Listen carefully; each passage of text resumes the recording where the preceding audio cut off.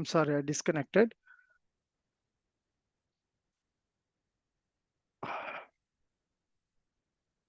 Okay.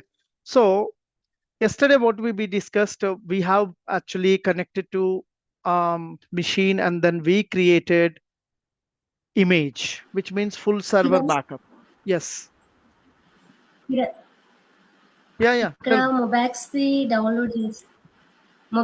Download చేసేటప్పుడు మొబాక్స్ home edition అని చెప్పేసి portable edition and installer edition వస్తుంది. మనం ఏది తీసుకోవాలి? You can go for portable edition. Okay. ఏది తీసుకున్నా no problem, Okay. both will work. Okay. So in this case, basically what actually I'm trying to explain, if we have any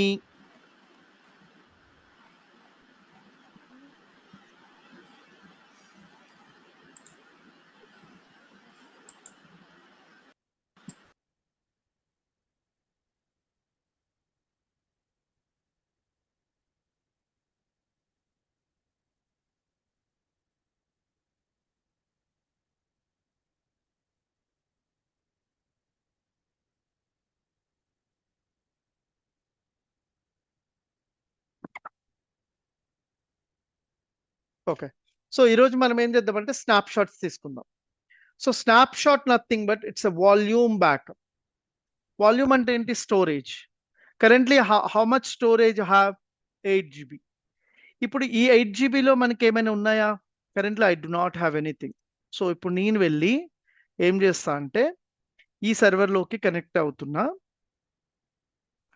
so ఇక్కడ నాకు ఎలాంటి files and directories ఏం లేవు కదా, right? ఇప్పుడు నేను ఒక ఫైల్ కానీ ఒక డైరెక్టరీ కానీ క్రియేట్ చేస్తా. లెట్స్ క్రియేట్ ఒక file.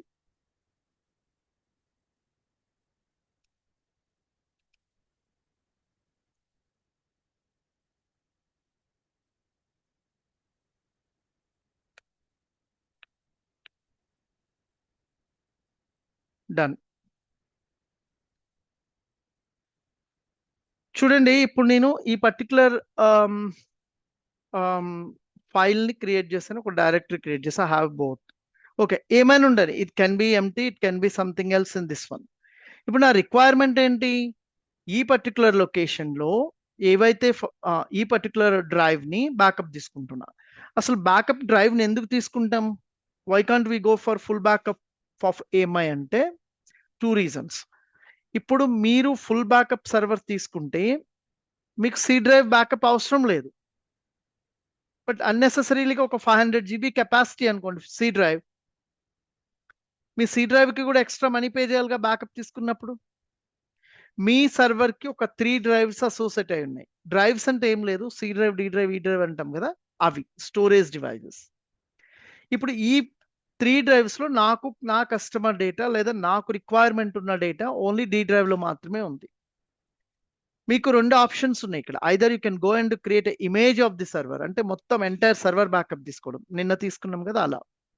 No I don't want that one, I just want only drive backup. ఇప్పుడు మీరు ఎప్పుడైనా డ్రైవ్ బ్యాకప్ తీసుకున్నప్పుడు don't go to the volumes. ఇక్కడంటే మనకి ఒకే సర్వర్ ఉంది కాబట్టి ఒక వాల్యూమ్ కనిపిస్తుంది. అండ్ దెన్ ఈ వాల్యూమ్ ఏ సర్వర్కి అసోసియేట్ అయిందో కూడా ఇక్కడ కనిపిస్తుంది. But it's always good practice to go here. మీకు ఇక్కడున్న ఏ సర్వర్కి అసోసియేట్ అయి ఉన్న వాల్యూమ్ ఉందో ఈ వాల్యూమ్ మీద క్లిక్ చేయండి. అంటే మీరు రైట్ వాల్యూమ్లో ఉంటారు. ఎందుకంటే మీకు రేపు 100 సర్వర్స్ ఉన్నాయి, ఒక సర్వర్కి 3 drives ఉన్నాయి అనుకోండి, 300 వాల్యూమ్స్ ఉంటాయి. ఇప్పుడు అందులో మీ వాల్యూమ్ ఏదని చెక్ చేసుకుంటారు? It's a difficult. కానీ చెక్ చేసుకోవచ్చు, but it is a good idea. ఇప్పుడు నేను ఏం చేస్తున్నా? I'm going to take a backup of this volume. So volume backup తీసుకోవడాన్ని మనం ఏమంటామంటే స్నాప్ షాట్ అంటాం. Okay, let's take a snap shot. Go to Actions tab. Under the Actions tab, you have a snapshot. Okay. మీ స్నాప్షాట్కి ఏదైనా name ఇచ్చుకోండి. So your choice. Okay, create a snapshot. ఇప్పుడు మీ స్నాప్షాట్ క్రియేట్ అయింది ఎక్కడ కనిపిస్తుంది? మీ స్నాప్షాట్స్లోనే కనిపిస్తుంది. ఇక్కడికి వెళ్ళి చెక్ చేస్తే so you can see snapshot. అయితే మిమ్మల్ని ఇంటర్వ్యూలో క్వశ్చన్ అడుగుతారు ఏమని, so when I take a AMI, how many volume snapshot will create?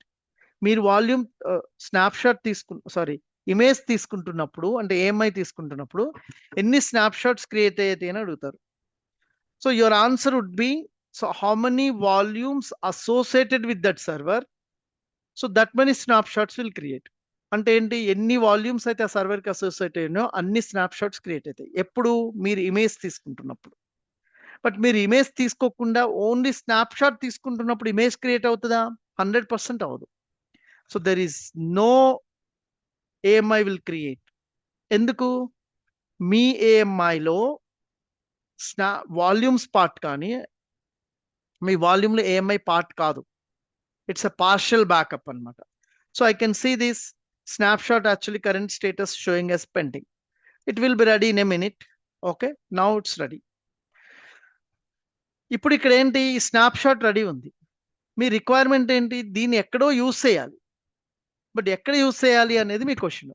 Okay, నాకు వేరే సర్వర్ ఉంది, ఆ సర్వర్లోకి డేటాను పంపించాలి. ఇప్పుడు నేను ఈ సర్వర్లో ఉన్న డేటాని వేరే సర్వర్లోకి పంపించాలి అంటే కాపీ పేస్ట్ చేయొచ్చుగా. చేయొచ్చు. అదేదో 1 MBనో 2 MBనో లేకపోతే 1 GB 2 GB అంటే చేయొచ్చు. అలా కాకుండా మీకు 100 200 300 GB ఆఫ్ స్టోరేజ్ని కాపీ పేస్ట్ చేయగలుగుతారా? చేసినప్పుడు దానికి ఎంత టైం తీసుకుంటుంది? It's so much time consuming process. ఈ లోపల మీకు ఏదైనా స్మాల్ నెట్వర్క్ గ్లిచ్ వచ్చింది అనుకోండి, it's always going corrupted. To avoid all these situations మనం ఈ స్నాప్షాట్ తీసుకున్నాం. ఓకే, ఇప్పుడు స్నాప్షాట్ని ఏం చేద్దామంటే వేరే సర్వర్కి అటాచ్ చేద్దాం. కానీ నా కరెంట్ ఎన్ని సర్వర్స్ ఉన్నాయి? ఒకటే ఉంది కదా. ఈ సర్వర్కి అటాచ్ అయిన అది ఒకటే వాల్యూమ్. నేను ఇంకొక ఇన్స్టాన్స్ క్రియేట్ చేస్తున్నా. ఓకే, ఈ సర్వర్కి మనము ఆ వాల్యూమ్ స్నాప్షాట్ని అటాచ్ చేద్దాం. కానీ మీరు ఇక క్వశ్చన్ అడగాలి. ఏంటి క్వశ్చన్ అంటే, అసలు మనం స్నాప్షాట్ని డైరెక్ట్గా వాల్యూమ్కి అటాచ్ చేయొచ్చా? మీ స్నాప్షాట్ని డైరెక్ట్గా మీ సర్వర్కి అటాచ్ చేయొచ్చా? No, we cannot actually. ఎందుకు అటాచ్ చేయలేము అంటే అది వాల్యూమ్ కాదు కదా, అట్స్ ఒక బ్యాకప్ మాత్రమే. రైట్. ఇప్పుడు నిన్న మనము ఇమేజ్ క్రియేట్ చేసాం, ఇమేజ్లోకి కనెక్ట్ అవ్వగలుగుతామా? కనెక్ట్ అవ్వలేము. మనం ఇన్స్టాన్స్లోకి మాత్రమే కనెక్ట్ అవ్వగలుగుతాం. అంటే ఏంటి, మీ స్నాప్షాట్ని తీసుకెళ్ళి మీ ప్రజెంట్ ఇప్పుడు కొత్తగా సర్వర్ క్రియేట్ చేసిన దానికి అటాచ్ చేయలేరు. మీరు దేన్ని అటాచ్ చేయగలుగుతారు? వాల్యూమ్స్ను మాత్రమే అటాచ్ చేయగలుగుతారు. ఓకే, బట్ ఈ 2 వాల్యూమ్స్ ఏంటంటే డిఫాల్ట్ వాల్యూమ్స్, ఈ ఆల్రెడీ మన సర్వర్కి వచ్చేసినాయి.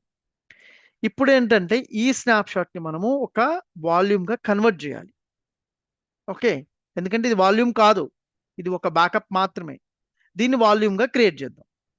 వాల్యూమ్గా క్రియేట్ చేసినప్పుడు నేను ఒక మిస్టేక్ చేస్తా పర్పస్గా. ఏ మిస్టేక్ అనేది చెప్పను, చేసి చెప్తాను.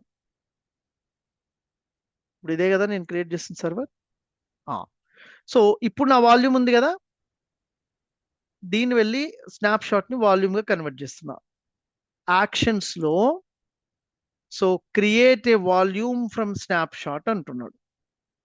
Okay, let me go ahead and create a volume. ఒక 8 GBనే కదా మన టోటల్. దీనికి కావాలంటే మీరు ఇప్పుడు తీసుకునేటప్పుడు కూడా ఇంక్రీజ్ చేసుకోవచ్చు.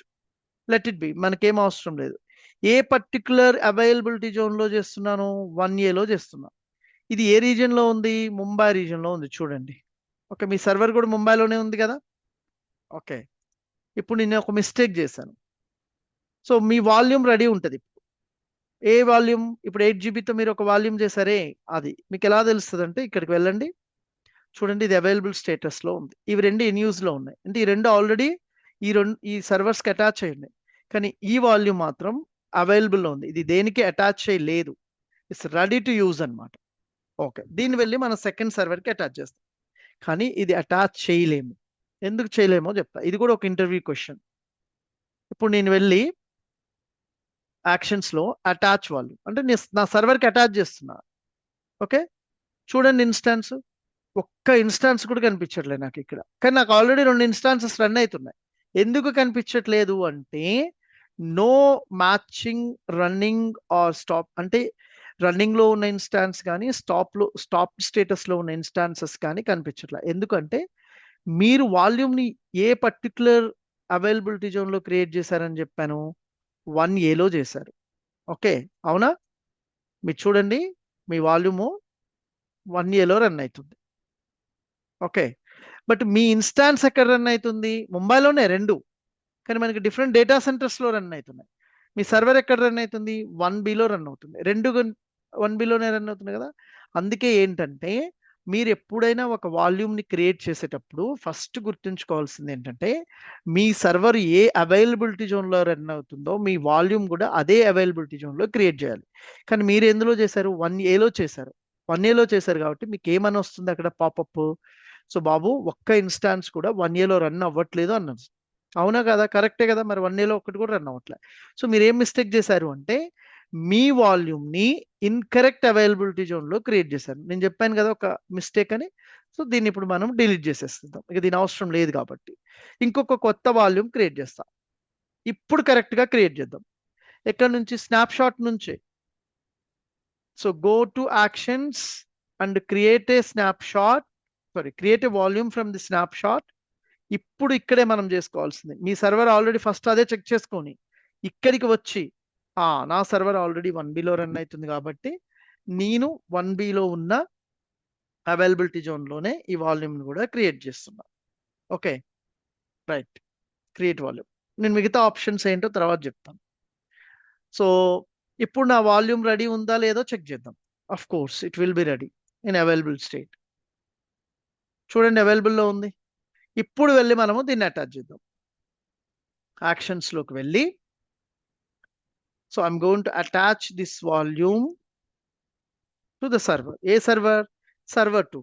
ఎందుకంటే ఈ ప్రెజెంట్ వాల్యూమ్ మనం బ్యాకప్ తీసుకుంది సర్వర్ 1 నుంచి, ఇప్పుడు సర్వర్ 2కి. ఎప్పుడైతే మీ సర్వర్లోకి వెళ్తారో మీకు ఆల్రెడీ ఒక వాల్యూమ్ ఉంది XVDA అనే నేమ్తో, అది రూట్ వాల్యూమ్. ఇక మీరు ఏం నేమ్ ఇచ్చుకుంటారు అనేది యువర్ చాయిస్. మీరు ఇక్కడ ఏదైనా ఇచ్చుకోండి. నెక్స్ట్ అవైలబుల్ నేమ్ ఏముంది? SDB. కానీ మీకు ఇక్కడ ఒక నోట్ ఉంది చూడండి, ఏమని ఇచ్చాడు? మీ లైనెక్స్ కెర్నల్ అంటే మీ లైనెక్స్ ఆపరేటింగ్ సిస్టము మీరు SDB అని ఇచ్చారు కదా, అది మాత్రం బ్యాక్ ఎండ్లో XVDB అని తీసుకుంటుంది. ఎలా? ఇక్కడ ఎగ్జాంపుల్ రాశారు చూడండి. SDF ఎలా క్రియేట్ చేస్తుంది అంటే XVDF. మీరు SDP అయితే XVDP, అంటే S ప్లేస్లో XV అనేది తీసుకుంటుంది అని చెప్తున్నాడు. అంటే ఇప్పుడు ఇక్కడ ఏం తీసుకుంటుంది? XVDB అనే నేమ్తో మన వాల్యూమ్ క్రియేట్ అవుతుంది. బట్ దట్ ఈజ్ ఓకే, అది మనకేమీ కంట్రోల్ లేదు. మనము XVD/dev SDBతో సెలెక్ట్ చేసుకున్నాం అటాచ్ వాల్యూమ్. ఇప్పుడు వాల్యూమ్ని అటాచ్ చేశారు. ఈ వాల్యూమ్ ఇంతకుముందు అవైలబుల్ స్టేట్లో ఉంది కదా, ఇప్పుడు వెళ్ళి చెక్ చేయండి, ఇది న్యూస్లోకి వచ్చేస్తుంది. చూడండి, అన్ని న్యూస్లో ఉన్నాయి. ఇప్పుడు ఈ సెకండ్ సర్వర్కి వెళ్తాను నేను. ఓకే, సెకండ్ సర్వర్కి వెళ్ళి ఈ సర్వర్కి కనెక్ట్ అవుతా. చూడండి ఏమవుతుందో మీకు. ఇక్కడ నుంచి అవుదాం.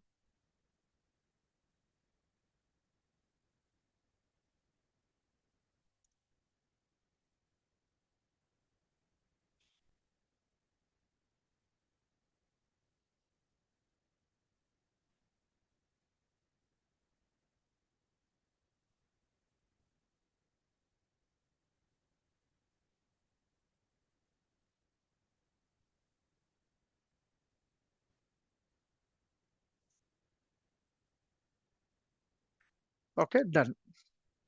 ఇప్పుడు నేను లాగిన్ అయ్యాను.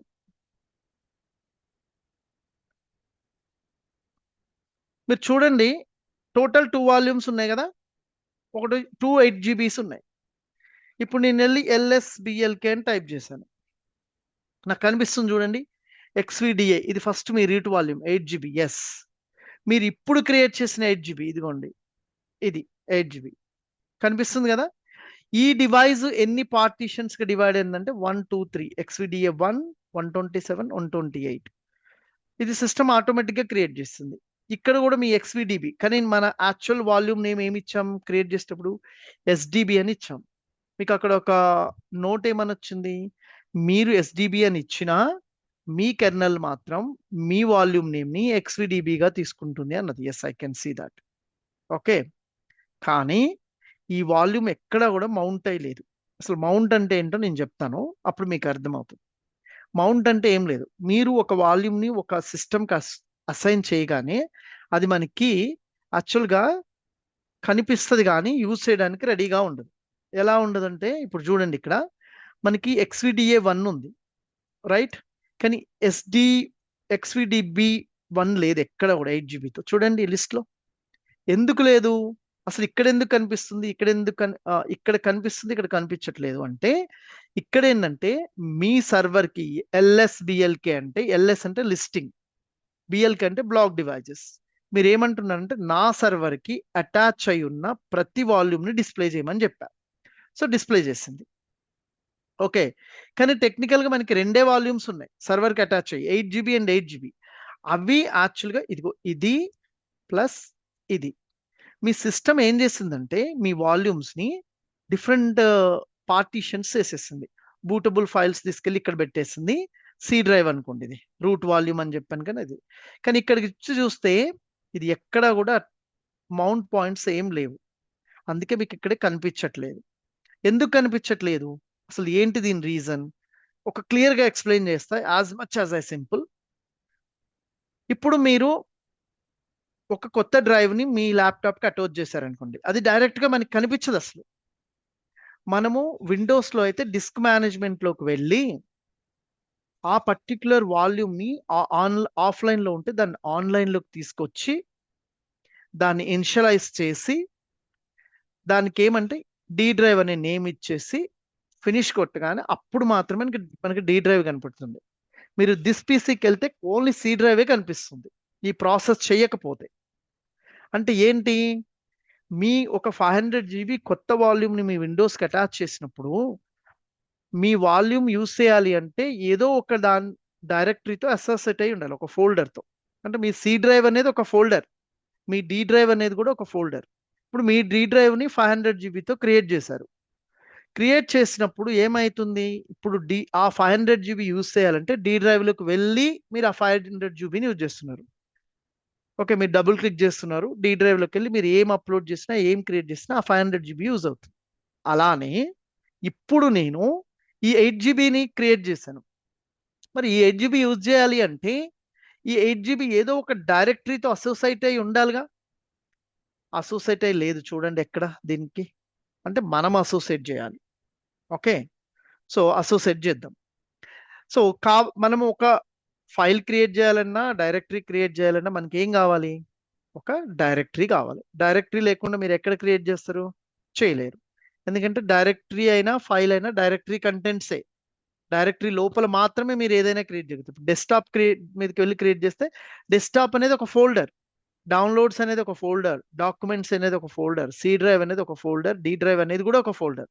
ఆ ఫోల్డర్ లోపలే మీరు ఏదైనా క్రియేట్ చేయాలి. అలానే మీరు ఈ 8 GB యూస్ చేయాలంటే ఈ 8 GB ఏదో ఒక పర్టికులర్ ఫోల్డర్తో అసోసియేట్ అయి ఉండాలి. కానీ నాకు ఏ ఫోల్డర్తో అసోసియేట్ అయ్యలేదు. దీన్నే మనము మౌంట్ అంటాం. అంటే ఆ పర్టికులర్ వాల్యూమ్ని ఈ పర్టికులర్ వాల్యూమ్ డైరెక్టరీతో మనము యాక్చువల్గా అసోసియేట్ చేయాలి. ఓకే, చేద్దాం. సో ఒక్క నిమిషం స్క్రీన్కి పెట్టుకుని అటాచ్ చేస్తా, ఈజీగా ఉంటుంది నాకు.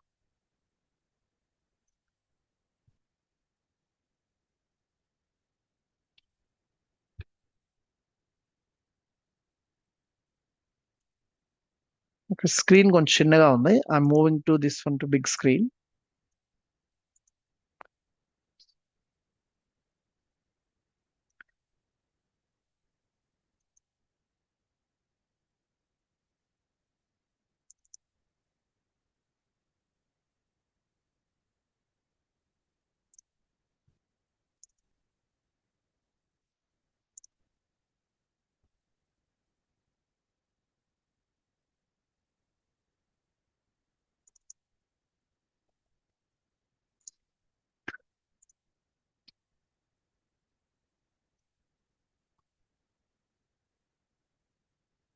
సో రైట్, ఇప్పుడు ఏం చేద్దామంటే మనం మౌంట్ చేద్దాం. మౌంట్ చేయడానికి మనకు కావాల్సింది ఏంటంటే ఒక డైరెక్టరీ కావాలి. సో దీనికంటే ముందు ఈ రన్ చేసి పెడుతున్నా. ఇక్కడ డైరెక్టరీతో పాటు ఒక ఫైల్ సిస్టమ్ కూడా కావాలి. ఇదిగోండి ఇవే ఫైల్ సిస్టమ్స్ అంటాం మనం. ఇది file system name and type. మీరు ఈవెన్ విండోస్లో, నేను విండోస్లో కూడా చూపిస్తా ఇది అయిపోయిన తర్వాత. విండోస్లో అయినా సరే ఒక ఫైల్ సిస్టమ్ అంటే ఏం లేదు, మీ డిస్క్లో ఉన్న ప్రతి ఫైల్ అండ్ డైరెక్టరీ ఎలా ఆర్గనైజ్డ్గా ఉండాలి, ఎలా మీరు అప్లోడ్ చేయాలి, ఒక డిస్క్ మేనేజ్మెంట్ మొత్తం ఈ ఫైల్ సిస్టమ్ మీద డిపెండ్ అయి ఉంటుంది. ఎలా మీకు అప్లోడ్ చేసినప్పుడు ఏం జరగాలి, డౌన్లోడ్ చేసినప్పుడు ఏం జరుగుతుంది, సో ఇవి ఎలా డేట్ వైజ్గా ఇట్లా ఆర్గనైజ్డ్గా బ్యాక్ ఎండ్లో ఒక ఫంక్షనాలిటీ జరుగుతుంది. సో దానికోసమే ఈ ఫైల్ సిస్టమ్స్ యూజ్ చేస్తాం. మనకి లైనెక్స్లో మల్టిపుల్ ఫైల్ సిస్టమ్స్ ఉన్నాయి. ఫైల్ సిస్టమ్స్ ఏమున్నాయంటే ఇదిగోండి ఇక్కడ XFS అని ఉంది, ఇది ఒకటి ఉంది.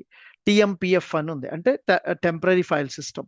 EXT1, EXT2, EXT3, EXT4 ఇలా డిఫరెంట్ ఫైల్ సిస్టమ్స్ ఉన్నాయి. ఓకే, సో మనం ఏం చేద్దామంటే మనకి ఇప్పుడు ఏమేం కావాలి, మనకి ఆల్రెడీ వాల్యూమ్ 8 GB ఉంది కదా, ఇంకా మనకి 2 థింగ్స్ కావాలి. ఒకటి డైరెక్టరీ కావాలి, సెకండ్ వచ్చేసి ఫైల్ సిస్టమ్ కావాలి. Let me go ahead and create one directory, MKDIR. Okay, నేను ఒక డైరెక్టరీ 1 క్రియేట్ చేస్తున్నా. నా డైరెక్టరీ రెడీ. ఇప్పుడు ఈ డైరెక్టరీతోనే ఈ సెకండ్ 8 GB ఉంది కదా, దాన్ని అసోసియేట్ చేయాలి. ఎందుకంటే మనకి కనిపించట్లేదు, ఇది మౌంట్ అవ్వలేదు. మౌంట్ అవ్వాలి అంటే మీకు ఖచ్చితంగా ఫైల్ సిస్టమ్ ఉండాలి, డైరెక్టరీ ఉండాలి. ఈ ఫైల్ సిస్టము డైరెక్టరీ ఉన్న తర్వాతే మనం మౌంట్ చేయగలుగుతాం. సో మనం ఫైల్ సిస్టమ్ క్రియేట్ చేయడానికి కమాండ్ వచ్చేసి MKFS, మేక్ ఫైల్ సిస్టమ్. మీరు ఏ ఫైల్ సిస్టమ్ అయితే క్రియేట్ చేస్తున్నారో దాని నేమ్ ఇవ్వండి. ఓకే, నేను ఎగ్జాంపుల్ EXT4 అనే ఒక ఫైల్ సిస్టమ్ ఇస్తున్నా. మీరు ఏ వాల్యూమ్కి ఇస్తున్నారు, మీ వాల్యూమ్ నేమ్ ఏంటి, మీకు ఆల్రెడీ మనం చెక్ చేసాం కదా, మన వాల్యూమ్ నేమ్ వచ్చేసి XVDB. కానీ అది ఎక్కడుంది, ఇదిగో ఈ లొకేషన్లో ఉంది, /dev XVDB. దీనికి ఫైల్ సిస్టమ్ క్రియేట్ చేశా. Okay, so 1 second, file system కంటే ముందు ఒకసారి చెక్ చేస్తున్నాను, నేమ్ తప్పని చెప్తుంది. అరే sorry, I'm in the wrong server. ఇక్కడ కదా మనం లాగిన్ అయింది, ఈ సర్వర్లో కదా మనం మనకు ఉంది. I'm sorry. యా,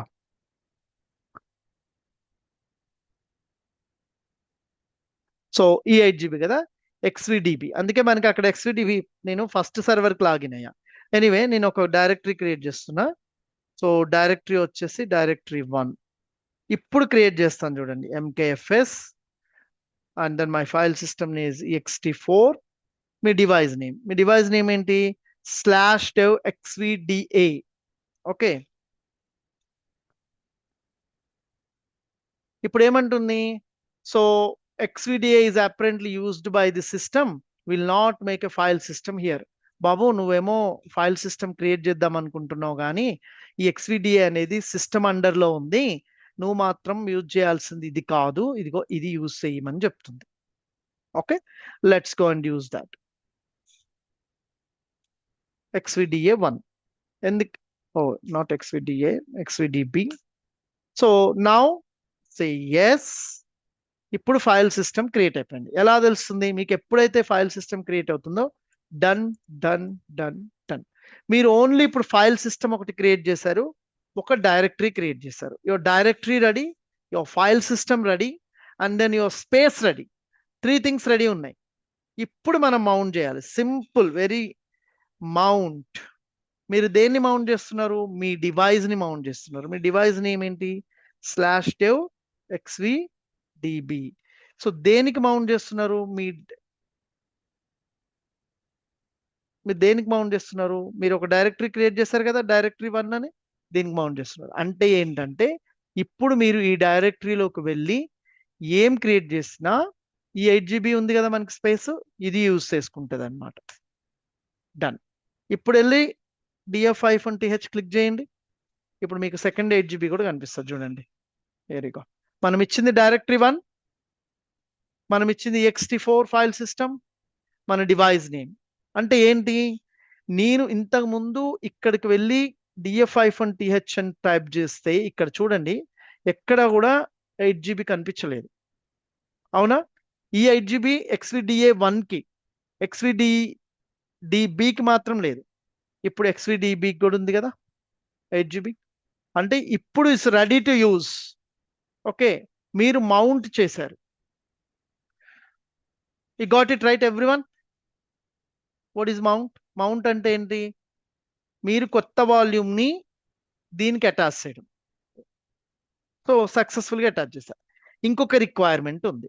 ఇంకొక రిక్వైర్మెంట్ ఏంటంటే ఇప్పుడు నేను కొత్త వాల్యూమ్ చేశా, అలా కాకుండా నాకు ఆల్రెడీ ఎగ్జిస్టింగ్ ఉన్న వాల్యూమ్ని ఎక్స్పాండ్ చేయాలి.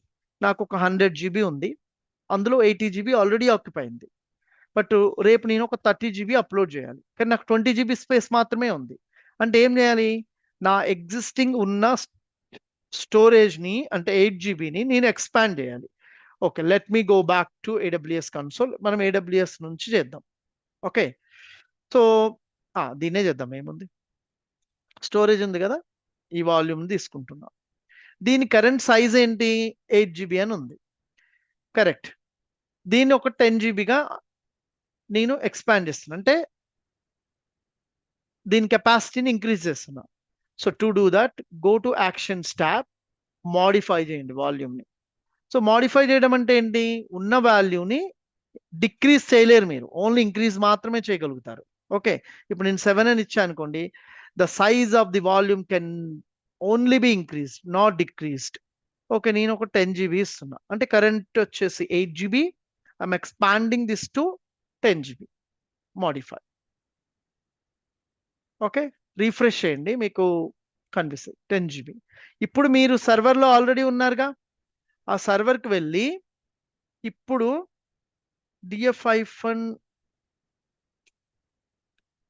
టైప్ చేయండి. మీకు కనిపించదు 10 GB, స్టిల్ 8 GBనే కనిపిస్తుంది. చూడండి, ఇదిగోండి 8 GBనే కనిపిస్తుంది. ఎందుకు? మీరు అటాచ్ చేశారు, కానీ దీన్ని మీరు ఎక్స్టెండ్ చేయాలి. ఎక్స్టెండ్ చేయాలంటే కొన్ని కమాండ్స్ ఉన్నాయి. దానికంటే ముందు మీకు LSBLK టైప్ చేస్తే మీకు 10 GB కనిపిస్తుంది. ఓకే, చూడండి 10 GB కనిపిస్తుంది, కానీ ఇక్కడ మాత్రం 8 GBనే కనిపిస్తుంది. ఎందుకు? మీరు జస్ట్ అక్కడ అప్డేట్ వాల్ చేశారు, ఇక్కడ మీరు ఎక్స్పాండ్ చేయడానికి మీకు కొన్ని కమాండ్స్ ఉన్నాయి. కమాండ్స్ ఏంటంటే, ఫస్ట్ మనము గ్రో పార్ట్ అనే కమాండ్ ఉంది. ఈ గ్రో పార్ట్ అనే కమాండ్ ఏంటంటే, మీరు మీ పర్టికులర్ వాల్యూమ్ని గ్రో చేస్తున్నారు, అంటే ఇంక్రీజ్ చేస్తున్నారు. ఓకే, ఇంక్రీజ్ చేస్తున్నారు, ఫైన్.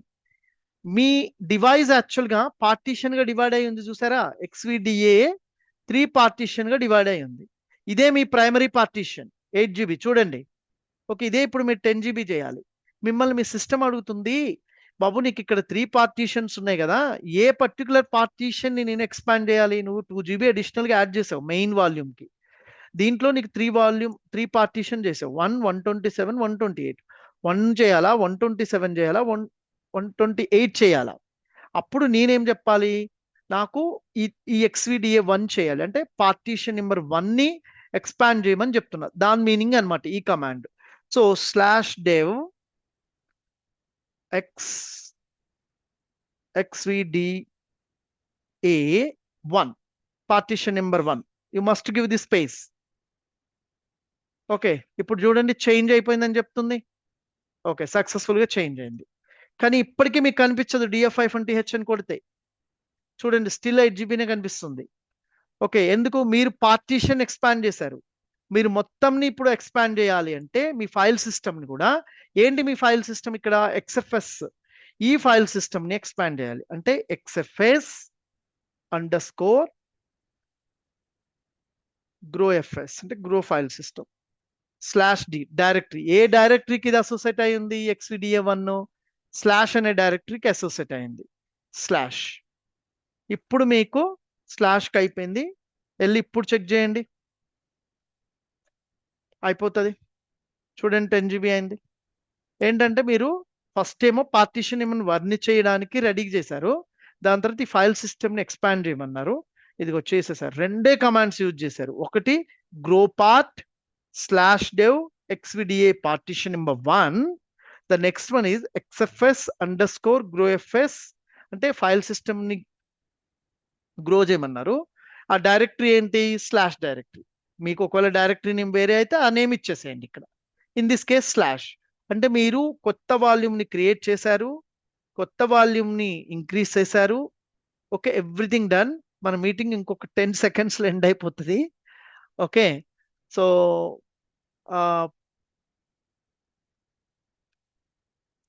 ఎండ్ అయిపోతుంది. So this is what actually we have done till this point. Any questions?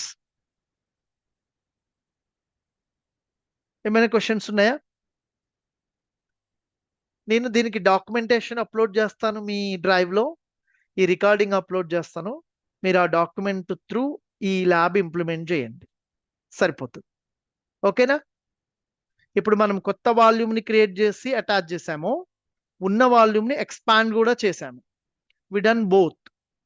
Okay, so మనం ఏం చేద్దామంటే నెక్స్ట్ కిరణ్ ఎస్ కిరణ్